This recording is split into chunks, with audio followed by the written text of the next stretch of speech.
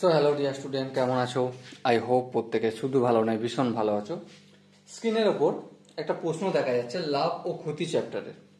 প্রশ্নটা কি বলেছে প্রথম আমরা মন দিয়ে বুঝবো, তারপর অঙ্কটা সলিউশনের দিকে আগে বাড়াবো। ওকে, কি বলেছে দেখো, এ একটি দ্রব্য বি কে 15% লাভে বিক্রি করে। বেশ, বি ওই দ্রব্যটি সি কে 5% ক্ষতিতে বিক্রয় করে। তবে মোট প্রকৃত লাভ বা ক্ষতি কত? Option A B C D চারটে আছে। দেখো, এই হচ্ছে আমাদের এ আর এই হচ্ছে আমাদের বি। ওকে, বি যখন দ্রব্যটা কেনে তখন দ্রব্যটার দাম ছিল ধরে নিচ্ছি এক্স, ঠিক আছে? হ্যাঁ ঠিক। তার মানে এ এর কস্ট প্রাইস কত? এ এর কস্ট প্রাইস হচ্ছে ওই দ্রব্যটার এক্স টাকা।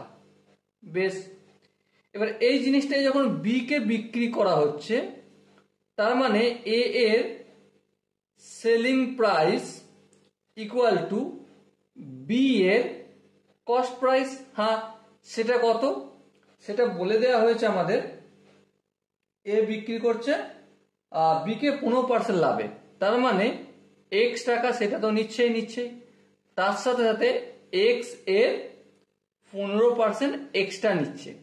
এবার এটা যদি ক্যালকুলেশন করি আমি, এক্স প্লাস এক্স, এরটা উঠে যায় ইন্টু হয়, 15 লিখলাম, আর পার্সেন্টেজ চিহ্ন উঠে গিয়ে 100 হয়।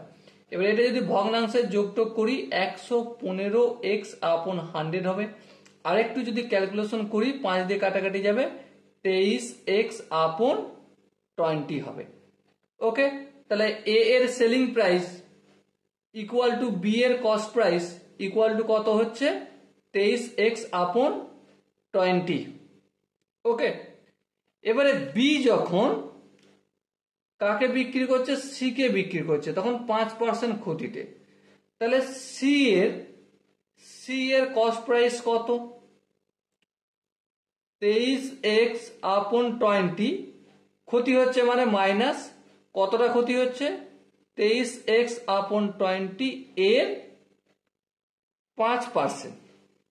বুঝাতে কি পারলাম? তাহলে সি এর কস্ট প্রাইস যেটা, সেটাই তো আমরা বলতে পারি সেলিং প্রাইস। কার সেলিং প্রাইস? সেটাই হচ্ছে বি এর সেলিং প্রাইস, নাকি? হ্যাঁ ঠিক। এবারে দেখো, এখানটা যদি আমরা ক্যালকুলেশন করি, আমরা কি পাবো? 23 এক্স আপন 20 মাইনাস 23 এক্স আপন 20 ইন্টু 5 আপন 100। ওকে, এবার যদি কাটাকাটি করি, দেখো 5 একে 5, 5 4 20, সো কি পেলাম? 23 এক্স আপন 20 মাইনাস 23 এক্স আপন 400। 20 আর 400 এলসিএম নিলে কত হয়? অবভিয়াসলি 400 হবে। 400 কে যদি 20 দিয়ে ভাগ করি 20 হবে। 20 কে যদি 23 এক্স দিয়ে গুণ করি 460 এক্স হবে, মাইনাস 400 কে 400 দিয়ে ভাগ করলে 1, আর 1 কে 23 এক্স দিয়ে গুণ করলে এটাই হয়ে যাবে। ওকে, আরেকটু যদি ক্যালকুলেশন করি, নিচে 400 হলো, 3 করে 10, 7 দিতে, আচ্ছা 2 একে 3, 3 করে 6, 3 করে 6, 3 দিতে, আচ্ছা 4 নামলো, তাহলে এত টাকা দাম হলো। তো এবার বলো, জিনিসটার প্রকৃত ক্রয় মূল্য কত ছিল? এখানে দেখো এক্স টাকা লেখা রয়েছে, শেষে যখন বিক্রি হচ্ছে তখন কত টাকায়? 437 এক্স বাই 400 এই টাকায় বিক্রি হচ্ছে। লাভ হচ্ছে না লস হচ্ছে? অবভিয়াসলি লাভ হচ্ছে। তাহলে লাভ কত? 437 এক্স আপন 400 মাইনাস এক্স, তাহলে কত লাভ হচ্ছে? এখান থেকে আমরা যদি ক্যালকুলেশন করি, এলসিএম নিলে 400 হবে, এখানে 437 এক্স হবে, মাইনাস 400 সঙ্গে এক্স গুণ হয়ে যায় 400 এক্স হয়ে যাবে, ইকুয়াল টু 37 এক্স আপন 400। এত টাকা লাভ হবে। এই লাভটাকে যদি আমি ভগ্নাংশে কনভার্ট করি, কিভাবে করব? যার সাথে তুলনা করছি, কার সাথে? এক্স এর সাথে তুলনা করছি, ক্রয় মূল্যের সাথে। প্রথম ক্রয় মূল্য এক্সটি, তারপর লাভটা উপরে লিখতে হয়। হ্যাঁ ঠিক, 37 এক্স আপন 400। এটাকে যদি একটু সাজিয়ে লিখি, 37 এক্স আপন 400 এই ডিভাইডের চিহ্নটা গুণ চিহ্ন করলাম, তাহলে গুণ চিহ্ন করলে এক্সটা ছিল 1/x করলাম, এই এক্স কেটে গেল, কি বেঁচে আছে 37/400। এর সাথে কিছু নেই, এবার এটা যদি পার্সেন্টেজে কনভার্ট করি তাহলে কি করব, কিছু নেই মানে এক গুণ আছে, আর এক গুণ থাকা মানে 100/100। হ্যাঁ ঠিক। এবার দেখো এই দুটো শূন্য আর এই দুটো শূন্য কেটে গেল, সো কি পেলাম আমি 37/4, আর এই ডিভাইডেড বাই 100 এইটার পরিবর্তে আমি পার্সেন্টেজ চিহ্ন দিলাম।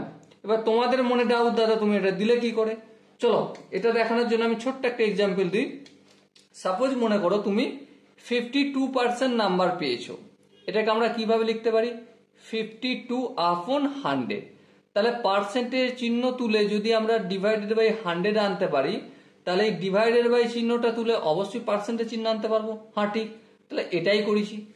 এবার দেখো, এবার একটু পয়েন্টে উত্তর দেওয়া আছে নাকি দেখে নিত। হ্যাঁ পয়েন্ট উত্তর দিয়েছে, তাহলে পয়েন্টে উত্তর দিয়েছে মানে 37কে ভাগ করব 4 দিয়ে, 4 9 36, 1 দশমিক দিয়ে 0, 4 2 8, আচ্ছা 2 90, 4 5 20, তাহলে 9.25% লাভ হবে।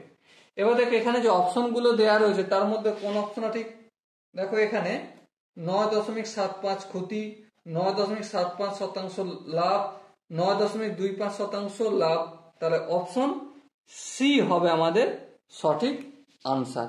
ওকে, so dear student, I hope প্রত্যেকে এই কোশ্চেনের কনসেপ্টটা বুঝতে পেরেছো। যদি কোনো জায়গায় বুঝতে অসুবিধা থাকে, ডাউট থাকে, কনফিউশন থাকে, কি করতে হবে, কমেন্ট সেকশন রয়েছে, কমেন্টে অবশ্যই জানাতে হবে। আর দেখা হচ্ছে নেক্সট ভিডিওতে, ততক্ষণ পর্যন্ত ভালো থেকো, সুস্থ থেকো এবং জয় হিন্দ।